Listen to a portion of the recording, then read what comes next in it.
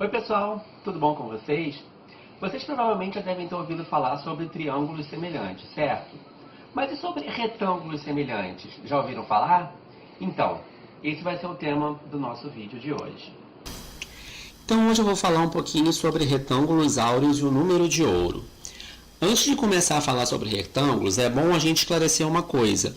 A palavra retângulo pode ser usada para qualquer coisa que tenha um ângulo reto.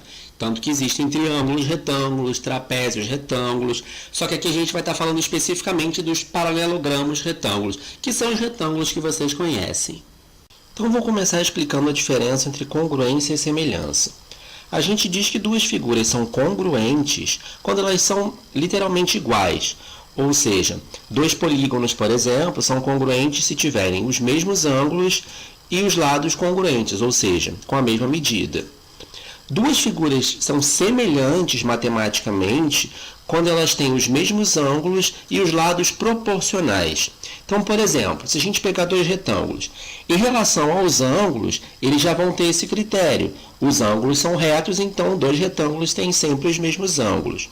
Para que a gente diga que dois retângulos são semelhantes, é necessário que eles tenham a mesma razão entre o lado maior e o lado menor. Um exemplo de semelhança de retângulo está nessa ferramenta Zoom. Se a gente aumentar, por exemplo, o zoom de uma figura, tanto a altura quanto a largura aumentam, só que elas aumentam na mesma proporção.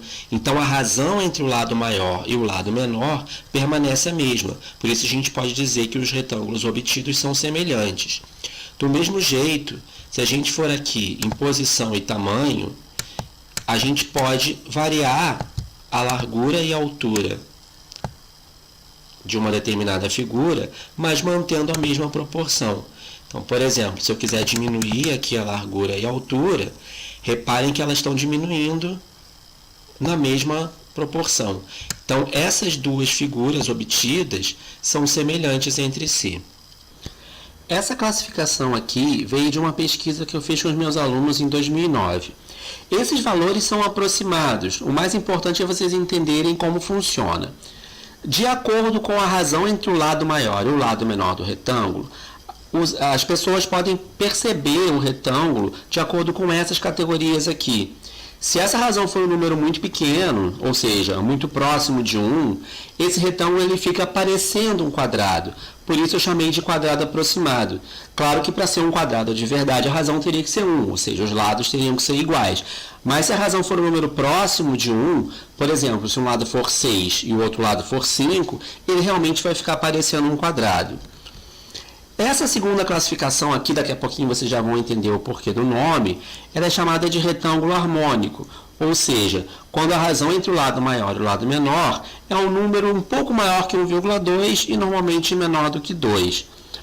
Quando um lado é muito maior do que o outro, ou seja, quando ele é o dobro ou mais que o dobro, a gente tem a percepção de que ele forma um retângulo achatado, como a gente pode ver nessa figura.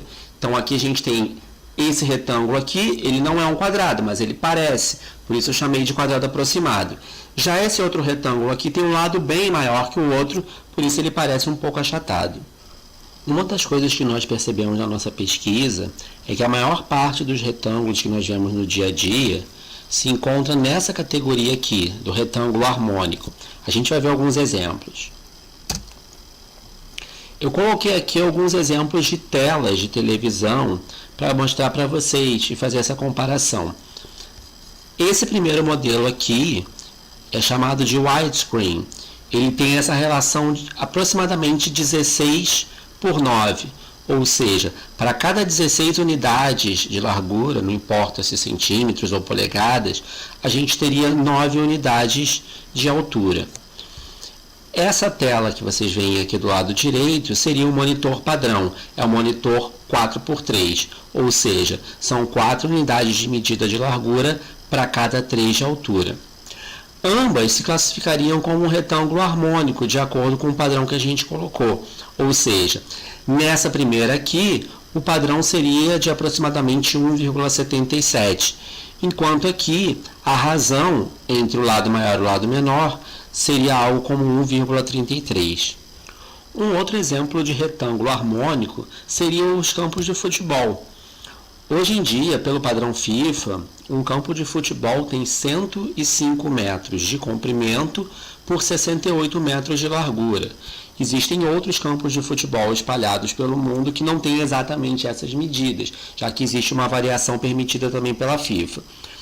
A razão entre o campo de futebol de uma linha de fundo a outra e esse lado que vai de uma lateral a outra é de aproximadamente 1,7, então ele também se encaixaria nessa definição de retângulo harmônico.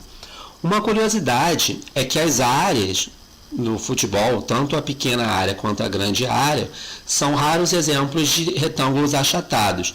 Reparem que a pequena área ela é formada por dois quadrados de 5,5 metros por 5,5 metros dos dois lados do gol. O que faz a diferença e que faz com que esse pedaço, esse retângulo, se torne um retângulo achatado é exatamente essa dimensão do gol. São esses 7 metros a mais que a gente tem.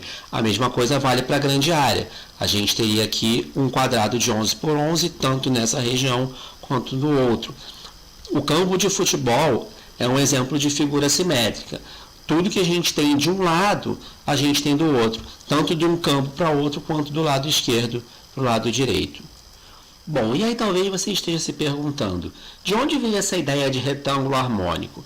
Bom, a ideia originalmente surgiu na Grécia. Esse retângulo que vocês estão vendo na tela é o retângulo áureo, o que os gregos consideraram como o retângulo mais harmônico que existia. Esse retângulo é composto da seguinte maneira: se a gente dividir o retângulo em um quadrado mais esse pedaço, esse outro retângulo formado do lado direito também vai ser um retângulo áureo, um retângulo de ouro. E assim sucessivamente. Se a gente pegar agora esse retângulo da direita e traçar um quadrado por aqui, o retângulo que sobra também vai ser um retângulo áureo e assim por diante. O que caracteriza o retângulo de ouro é que a razão entre o lado maior e o lado menor é exatamente a mesma razão entre o lado menor e a diferença entre os dois lados. Então a gente pode dizer que A está para B, assim como B está para essa diferença A menos B. No próximo vídeo eu vou mostrar para vocês como que se constrói um retângulo de ouro usando o software GeoGebra e a gente vai ver mais algumas aplicações desse tipo de retângulo no nosso dia a dia e em várias outras figuras descobertas desde a época dos gregos até os dias de hoje. Então, pessoal, espero que vocês tenham gostado desse vídeo. Se gostou, deixe seu like aqui. Se inscreva no canal se você quiser ver mais vídeos como esses. E se você tiver alguma sugestão de tema, deixe aqui nos comentários. Quem sabe o seu tema pode ser um dos temas dos nossos próximos vídeos. Valeu, pessoal. Até mais.